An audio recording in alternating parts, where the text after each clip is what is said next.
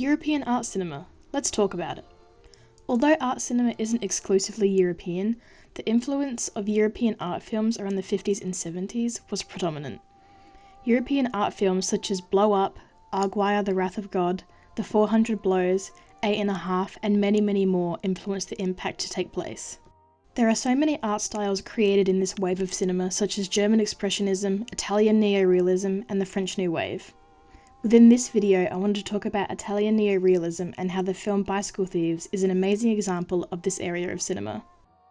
European art cinema was made to spite the Hollywood style of film after the war. Life wasn't all happy endings, expressive acting, and close-ups, so filmmakers started reflecting that through cinema, which at the time was revolutionary. Films started to take an honest telling of life and conveyed real emotions, and for film, open-ended endings. Bicycle Thieves is a film where a low-class man spends the day searching for a stolen bike which he used for work, as without it he'd be unemployed. He then falls from grace, not being able to find his bike, and too tries to steal a bike. This makes him feel endlessly guilty for dropping to the level of the thief who and which put him there in the first place.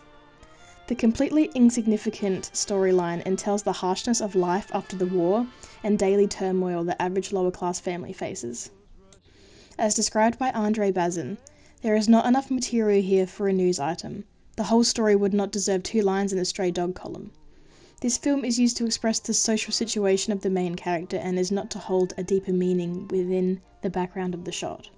So, how does Bicycle Thieves reflect the characteristics of European art cinema? Bicycle Thieves entails European art cinema with its usage of mise-en-scene such as location, actors, camera techniques, narrative, and film style. The choice of creating a film solely off a low-class man losing his bike is, as stated before, so insignificant. But it's educating new audiences on poverty, war, social class, economy, money, and more. It's not a mind twister where you need to really think about the meaning behind everything. It's not a story made to look beautiful, even if it created its own aesthetic at its time. It's a simple story laying out the life of an average man in 1948. The way Vittorio filmed the piece felt as if you were watching through a pair of eyes, those of a first-person character, or your own eyes as if you were recollecting a memory. The renowned aesthetic of the film and its authenticity to reality was heavily influenced through long, uncut takes of one camera, wide angles, long shots, messing with the depth of focus on the camera, and very limited editing. This of which influenced this idea that you're watching this narrative with a pair of eyes and not watching a film. The influence of a low budget also heavily affected the realism of the film, with the handheld camera work, the angle always including the background, and a loose focus so the eyes of the watcher can wander around the frame and take in every aspect of the shot. All these techniques are basically the dictionary definition of realism in art film. Whether Vittorio was inspired by art films, or his work influenced the definition of European art cinema today. Not only is this realistic approach visible with the way it's written and filmed, but the production team played a great part in keeping the film real by deciding to use little to no green screen and filming everything on the overcrowded streets of Rome, using real ruined buildings from the war, utilising natural lighting, filming jump-ins just to show the city, filming in whatever weather conditions were happening on the day, rain or sun, and more.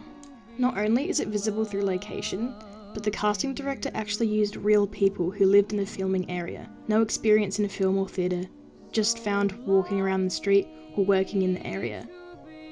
Having real lower class people that live in the city of Rome, experiencing a lower class life with no means of finding help, it is just a whole other level of realism to further express the true narrative the film holds.